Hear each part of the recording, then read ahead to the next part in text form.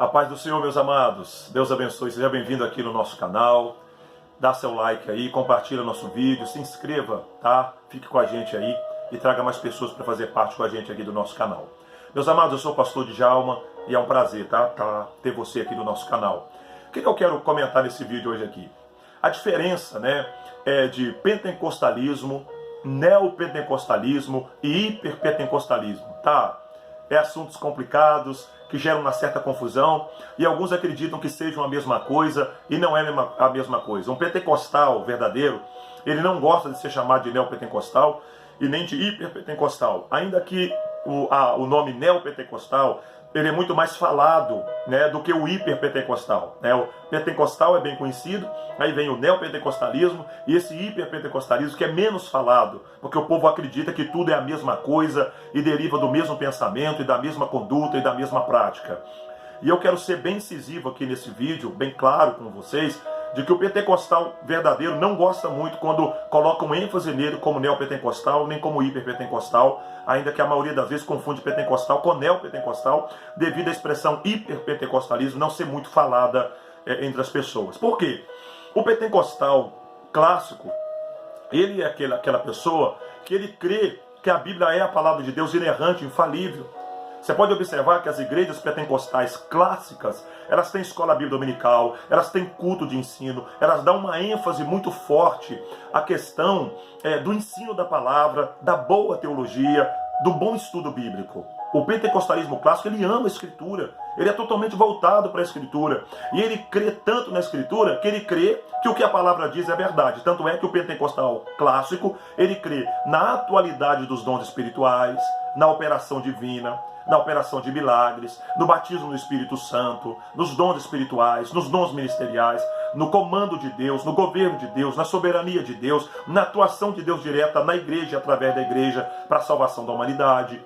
Então, nós cremos verdadeiramente, e eu sou pentecostal clássico, tá? Acreditamos no derramar do Espírito, no mover sobrenatural, mas a nossa base de fé e crença está na Escritura. Tá? Nós acreditamos na experiência de comunhão, do sobrenatural, na experiência pentecostal, porém, nós não somos guiados pela experiência, muito pelo contrário. A experiência que temos ou que buscamos ela é baseada na Escritura. A experiência só confirma o que a Escritura diz, porque primeiramente nós cremos no que a Escritura nos mostra. Então nós não somos guiados por experiência, nem por emocionalismo, não. O pentecostal clássico não. Ele crê no mover de Deus, ele crê que o Senhor pode operar tremendamente onde o povo se reúne para adorar, para louvar, para pregar, que os sinais seguem aos que creem, e crê na atualidade da Escritura, e que a Escritura é a palavra de Deus, e que é por ela que todo cristão deve andar e viver. Essa é a base pentecostal clássica, ok? Mas aí vem a questão do neopentecostalismo.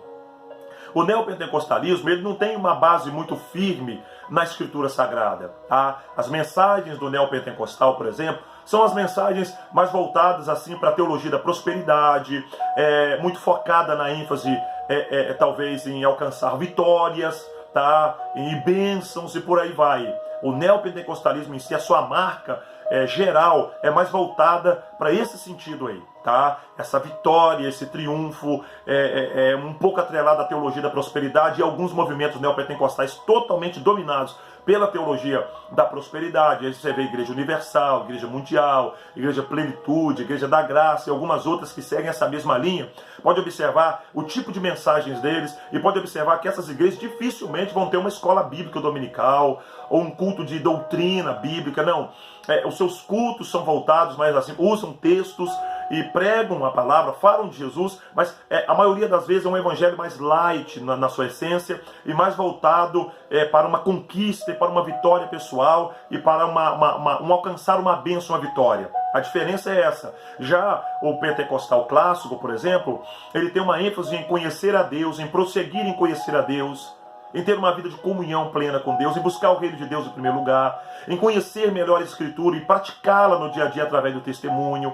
A ênfase maior do pentecostal clássico é esse conhecer a Escritura e vivê-la no dia a dia e experimentar as promessas que a palavra de Deus fala. O neopentecostalismo, ele produz um evangelho meio que utópico nesse sentido assim. E ele está sempre muito envolvido com a teologia da prosperidade, a ênfase muito grande na arrecadação de dízimo, ofertas e votos e propósitos. Estão muito voltados para isso. Não é que a igreja pentecostal clássica não tenha isso. A igreja pentecostal clássica séria, ela ensina sobre dízimo e oferta, porque é bíblico, mas a ênfase maior dela é a oração, a pregação da palavra, o evangelismo, diferente do movimento neopentecostal, que tem uma ênfase maior nessa questão da arrecadação, da teologia da prosperidade e de alcançar a vitória e a bênção, tá? Ainda que coisas desse tipo também podem acontecer no pentecostalismo clássico, mas a ênfase maior não é essa, tá? A ênfase maior é o ensino, é o aprendizado, é o crescimento espiritual, é aguardar a volta de Cristo, o arrematamento da igreja, a vida de santidade, a vida de oração. Essa é a ênfase maior do pentecostalismo clássico. O neopentecostalismo, ele já está mais voltado para essa questão de muita experiência, muito emocionalismo também, mas muito voltado também a coisas do Antigo Testamento. Tanto é que muitas igrejas neopentecostais, elas têm esse hábito, né, de usar objetos, a arca, elas têm essa questão de orar copo d'água, a rosa ungida. Isso é meio atrelado àquela questão do Antigo Testamento, que antes de Jesus vir, eles usavam objetos de mediação, rituais de mediação, porque o mediador ainda não havia vindo. Como o mediador veio, nós pentecostais clássicos acreditamos que o único mediador é Cristo. Não precisa usar água, sal, correntes, não precisa nada disso, porque o mediador é Cristo e no nome dele é que os enfermos são curados, é que o evangelho é pregado, é que os demônios são expulsos, é que a bênção de Deus vem. Então eu estou dando só uma pincelada sobre isso aí. E aí você está se perguntando, mas pastor Djalma, e o hiperpentecostalismo? O hiperpentecostalismo, o que acontece? É aquela ênfase exagerada à experiência. No meio do movimento hiperpentecostal, é aquele movimento muito voltado ao reteté, ao caicai, tá entendendo? E aquela busca, aquela ênfase pela experiência, pelo sobrenatural. E falta muitas vezes no movimento hiperpentecostal o quê? A coerência bíblica, o ensino bíblico, a pregação bíblica. Há cultos hiperpentecostais que o culto todo é aquela busca por experiência e por revelação e profecia e movimentos estereótipos e tal, mas há muita pouca ênfase no ensino, na doutrina e na verdade.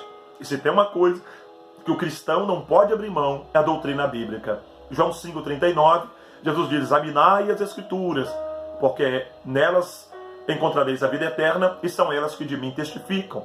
Mateus capítulo 22, versículo 29, Cristo diz: errais, não conhecendo a Escritura e nem o poder de Deus. Então, o movimento cristão que abre mão do estudo bíblico, que abre mão do exame da Escritura, que abre mão de uma boa teologia, de um bom estudo bíblico, ele está fadado à heresia, ao engano, ao emocionalismo e até mesmo, se não tomar cuidado, alguma manifestação maligna travestida de manifestação divina. Então tem que se tomar um cuidado com isso aí. Então há uma diferença gritante entre o pentecostalismo clássico, o neopentecostalismo e o hiperpentecostalismo.